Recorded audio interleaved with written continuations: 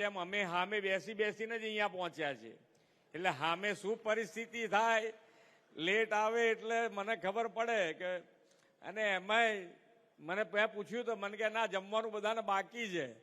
પછી તો હવે આપણે તો ખેડૂત રહ્યા, સવારે વહેલા ઉઠવાવાળા, જે બધા બિઝનેસમેન હોય તો બપોરે 1:30-2 વાગે જમે, આપણે તો 11 વાગે કે 10 વાગે થાળી પડી જતી હોય.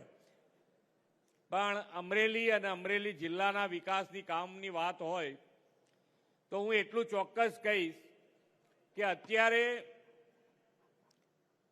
આપણી કહેવત છે ને કે માગ્યા વગર તો માય ના પીરસે, એમ માગ્યા વગર માય ના પીરસે. અત્યારે આખી ટીમ આપણા મંત્રીથી માંડીને દરેક ધારાસભ્ય અને સાંસદશ્રી અને સંગઠન બધા ભેગા થઈ અને એટલું વ્યવસ્થિત આયોજન કર્યું છે કે મને નથી લાગતું કે હવે 5 વર્ષમાં તમારું કોઈ કામ બાકી રહે.